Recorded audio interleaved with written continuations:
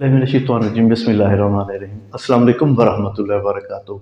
सीखो बोलो TV channel, YouTube channel, Facebook page की तरफ से मोहम्मद सकलैन सरकानी हाजिर खिदमत है बेट नंबर 6 के साथ। पहले हम देख चुके हैं अल्फ़ाबेट्स, वावल्स, कॉन्सोनेंट, प्रोनाउंसिएशन के हवाले से हमने बात की। आगे भी सारा मामला जो चल रहा है वो सारा ज़बान का है, तलफ़ुज़ का है। अंग्रेज़ी ज़बान सीखनी है, अंग्रेज़ी ज़बान में तलफ़ुज़ की बात करनी है। तलफ़ुज़ में क्या होता है, हर ज़बान का एक उसलूब है। इंग्लिश ज़बान में यूँ है कि कुछ आवाज़ें जब हम किसी लफ्ज़ को पढ़ते हैं उसमें यूँ होता है, कुछ हरूफ अपनी आवाज़ दे रहे होते हैं और कुछ हरूफ की आवाज़ें नहीं अदा की जाती, नहीं बोली जाती। किसी भी गैर ज़बान के लिए ये चीज़ ज़्यादा एक तकलीफ दे होती है कि उसे पता चल सके कि कौन सी आवाज़ अपनी आवाज़, कौन सा लेटर, कौन सा हर्फ अपनी आवाज़ दे रहा है और कौन सा हर्फ अपनी आवाज़ नहीं दे रहा। आज का जो बिट है स्पेशली वो इसी हवाले से है कि हमारी ये जो कन्फ्यूजन है, हमारी ये जो उलझन है, इसको हम दूर कर पाएँ, कि हम सीख पाएँ आखिर उसलूब क्या है, उसूल क्या है, किस कायदे और कानून के तहत, किस रूल के तहत ऐसा किया जाता है कि कुछ आवाज़ें बोली जाती हैं, कुछ आवाज़ें नहीं बोली जाती। आज हम देखने जा रहे हैं, आज हम सीखने जा रहे हैं कि हरूफ में बाज़ औक़ात जब उनकी अदायगी की जाती है तब उनको बोला नहीं जाता, उनको साकिन रखा जाता है, खामोश कर दिया जाता है। वर्ड्स को जब हम देखते हैं, अल्फाज को जब हम देखते हैं, अल्फाज की मुकम्मल अदायगी जब हम करते हैं तो उसमें कुछ लफ्ज़ समझ ही नहीं आते, बोले ही नहीं जाते। वो अल्फाज जो होते हैं उनकी पूरी जो अदायगी होनी चाहिए होती है हमारी नज़र में, एक गैर ज़बान इंसान की नज़र में वो नहीं अदा हो रही होती, लेकिन अहले ज़बान के लिहाज से वो अच्छा होता है, वही तलफ़ुज़ होता है, वही ठीक होता है। साइन की हम बात करते हैं, जैसे पहले हमने पिछले अपने बिट में हमने ये बात की थी कि बहुत से अल्फाज ऐसे हैं, जैसे सिंगिंग के हवाले से है, आईएनजी की साउंड आखिर में नहीं बोली जाती। आई एम डूइंग, डूइंग को डूइंग कहा जाता है, गोइंग को गोइंग कहा जाता है। कॉम्ब को COMB, जिसे हम अमूमी तौर पे काम पढ़ते हैं, कॉम्ब कहा जाता है। क्यों कहा जाता है? वही उसलूब आज हम देखने, सीखने, पढ़ने जा रहे हैं। तो शुरू करते हैं कि साइलेंट लेटर्स क्या होते हैं, क्यों होते हैं। सामने देखते हैं जी। साइलेंट लेटर्स, खामोश हरूफ कि ये वो लेटर्स हैं कि जब भी किसी लफ्ज़ में आते हैं तो ये अपनी आवाज़ खो देते हैं, इनको बोला नहीं जाता। उसूल क्या है? अब हम वो मखसूस लेटर्स देखने जा रहे हैं, वो मखसूस हरूफ देखने जा रहे हैं कि जो अपनी आवाज़ अमूमी तौर पे ख़त्म कर देते हैं, इनको बोला नहीं जाता, ये साकिन हो जाते हैं। बुनियादी उसूल क्या है? इनके क्या बुनियादी उसूल हैं? मिसाल के तौर पे नंबर 1 पे एक हर्फ है, एक लेटर है बी। जब भी लफ्ज के आखिर पर एम के बाद बी हो तो बी खामोश हो जाता है। मसलन क्लाइम, ठोम, कॉम। यहां हमने इस लफ्ज को देखा CLIMB, चाहिए तो ये था, जैसे अमूमी तौर पे हम पाकिस्तानी लहजे में यही कहते हैं ना, क्लाइंब। अब ये बे नहीं है, बी खामोश हो जाता है, क्लाइम। इसका तलफ़ुज़ क्या है? क्लाइम। जैसे ये है TOMB, हम इसको अमूमी तौर पे पाकिस्तानी लहजे में पढ़ते हैं टॉम्ब, ये टॉम्ब नहीं है, ठोम, ठोम। इसी तरह COMB, जैसे हम काम पढ़ते हैं, काम नहीं है, बी साइलेंट है, बी खामोश है, बी की आवाज यहां अदा नहीं करनी, यह है कॉम। जैसे THUMB, थंब, अंगूठा जिसे हम कहते हैं, वो थंब नहीं है, बी खामोश है, थंब।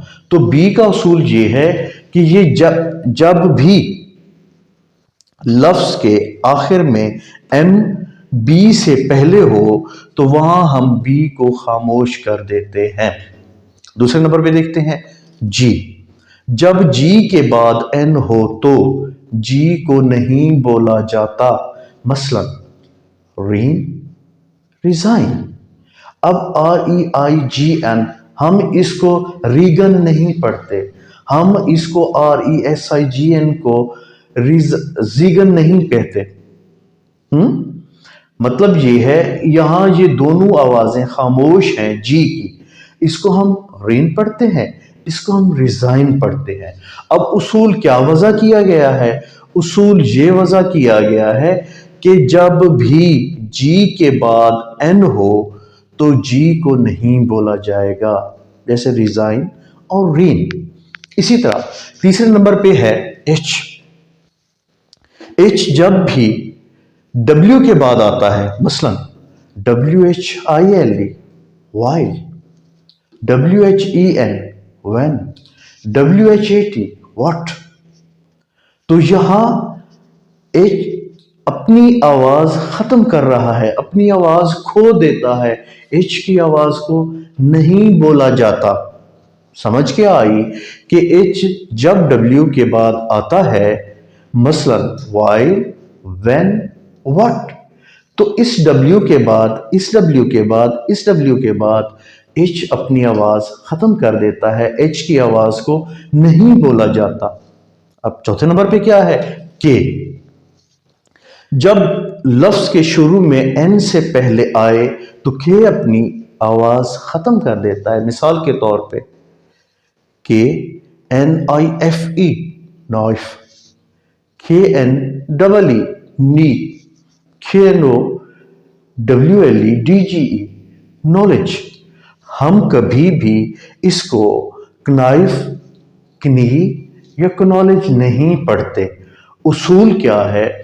उसूल ये है कि जब भी लफ्ज के शुरू में एन से पहले के आए तो हम उस के को नहीं पढ़ते, हम उसको खनाइफ नहीं पढ़ेंगे, हम उसको नाइफ पढ़ेंगे, हम उसको खनी नहीं पढ़ेंगे, हम उसको नी पढ़ेंगे, हम उसको नॉलेज नहीं पढ़ेंगे, हम उसको नॉलेज पढ़ेंगे। इसी तरह GH अगर टी से पहले आए, मसलन नाइट, फ्लाइट, तो हमने ये देखा है NIGH ये खामोश है, नाइट। फ्लाइट में FLIGH ये खामोश है, ठीक। फ्लाइट GH अगर टी से पहले आए तो GH की आवाज खत्म हो जाती है, जैसे नाइट, फ्लाइट। इसी तरह L अपनी आवाज खत्म कर देता है जब अमूमन DFMK से पहले आ जाए तो अदा नहीं किया जाता। मिसाल के तौर पे COULD खुद, इसको हम खुद पढ़ते हैं, एल की आवाज यहां गुम हो जाती है। क्यों? क्योंकि ये डी से पहले आ गया है। हमने यहां देखा है कि डी से पहले आए तो एल को नहीं पढ़ा जाएगा। इसी तरह CALM कॉम, एल की आवाज खत्म हो जाएगी, खामोश हो जाएगा एल, कॉम। क्यों? क्योंकि हमने ये देखा है कि एम से पहले अगर एल आ जाए, ये जो एम है यहां जैसे CALM कॉम, एल की आवाज नहीं आएगी। इसी तरह CHAL के चौक, चौक में भी हमने ये देखा है कि के से पहले अगर एल आ जाए, के से पहले, तो ये एल नहीं पढ़ा जाएगा, चौक। इसी तरह CALF खौफ, खौफ में भी एल खामोश होगा, इसकी आवाज नहीं आएगी।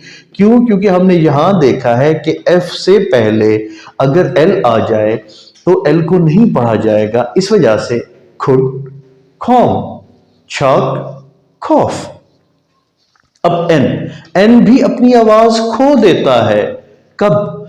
जब अगर लफ्ज के आखिर में एम के बाद आए, यानी अगर एम के बाद एन आए तो एन अपनी आवाज खत्म कर देता है, खो देता है, एन को नहीं बोला जाता। जैसे DAMN, हम इसको डेमन नहीं पढ़ते बल्कि इसको डैम, डैम, एन की आवाज खत्म हो जाएगी, खामोश हो जाएगा।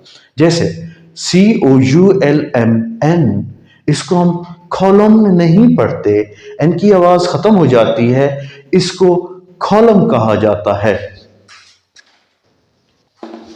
इसी तरह ठी जब एस और एल के दरमियान में हो, मसलन कौसल, विसल, CASTLE, अब ये एस और टी, CASTLE, अब ये टी जो है एस और एल के दरमियान आ गया है, इस वजह से ये टी अपनी आवाज खो देगा, खत्म हो जाएगी, इसको नहीं पढ़ा जाएगा। WHISTLE, STL, अब ये टी एस और एल के दरमियान में है, इस वजह से इसको नहीं पढ़ा जाएगा, इस टी की आवाज नहीं आएगी। खौसल, विसल। इसी तरह डब्ल्यू भी जब लफ्ज के शुरू में हो और इसके बाद आर हो, मसलन wrap, wrong, right, WRAP, rap.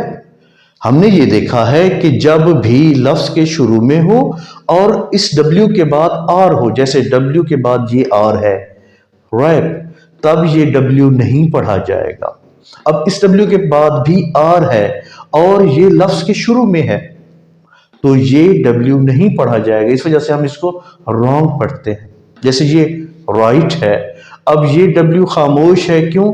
क्योंकि नंबर 1 ये लफ्ज के शुरू में है, नंबर 2 इस W के बाद R है, इस वजह से राइट W नहीं पढ़ा जाता। अमूमी तौर पे हम एक लफ्ज सुनते हैं ABOUT, जिसको हम पाकिस्तानी तलफ़ुज़ में अबाउट पढ़ते हैं। अबाउट, हम ज्यादा जोर जो देते हैं अलिफ पे देते हैं, अबाउट। अमूमी तौर पे इसकी जो आवाज है ये ए नहीं बोला जाता, bout. I am bout to talk, मैं बोलने वाला हूं, bout. He is bout to go, वो जाने वाला है, बाउट। अबाउट नहीं है, ये बाउट है। इस ए को नहीं पढ़ा जाएगा, सिर्फ BOUT तक ही पढ़ा जाएगा, बाउट। अब अमूमी तौर पे ब्रिटिशर क्या करते हैं, जैसे बिट नंबर 4 में हम ये चीज देख चुके हैं कि जब हमने बात की थी प्रोनाउंसिएशन की, कि उसमें डिफरेंट प्रोनाउंसिएशन है, खासतौर पे ब्रिटिशर का और अमेरिकन और कैनेडियन का। तो उसमें हमने ये चीज खास तौर पे देखी थी कि ब्रिटिशर अमूमी तौर पे आर को तब नहीं पढ़ते जब आर से पहले कोई खांसोन अपना वावल साउंड आ जाए। मिसाल के तौर पे FOM, फॉर्म हमने देखा था, फौदा देखा था, हमने खौ देखा था, आर नहीं पढ़ा जाता ब्रिटिशर प्रोनाउंसिएशन के हवाले से। इसी तरह अमेरिकन क्या करते हैं, अमेरिकन ठी की साउंड को खत्म कर देते हैं मखसूस हालात में, मुख्तलिफ सूरतों में। एन के बाद अगर ठी आ जाए, जैसे हमने देखा था इंटरव्यू, जैसे हमने देखा था स्मेल्स, तो ये चीजें अमूमी तौर पे जो किरदार अदा करती हैं, उसमें ये समझने वाली बात है कि कौन सा लफ्ज, उसमें कौन सा हर्फ आवाज नहीं दे रहा और उस लफ्ज को हमने कैसे पढ़ना है। तो ये हमारा आज का इंतहाई अहम और सेंसिटिव टॉपिक था। That was about the silent words. When we pronounce any words we should keep in our mind that what kind of letter is going to be silent, कि कौन सा हर्फ है जो इसमें खामोश होगा, कि जिसकी आवाज नहीं पढ़ी जाएगी। इसके कुछ चीदा चीदा उसूल हैं जो हमने अभी देखे, नौ उसूल की सूरत में। आगे हमने आर की बात की, आगे हमने ठी की बात की, हमने बाउट की बात की। ये कुछ बुनियादी उसूल हैं, हार्ड एंड फास्ट नहीं है। आगे चलकर ग्रेजुअली इंशाल्लाह हम इन अल्फाज को देखते जाएंगे, इन हरूफ को देखते जाएंगे, इस तलफ़ुज़ को देखते जाएंगे, कहाँ कैसे क्यों ये मामला हो रहा है। आज की इस एपिसोड के हवाले से इतना ही। चैनल को सब्सक्राइब कीजिए, लाइक कीजिए, दोस्तों के साथ लाजमी शेयर कीजिए। अगले बिट तक इंशाअल्लाह। अस्सलाम वालेकुम वरहमतुल्लाहि वबरकातुहू।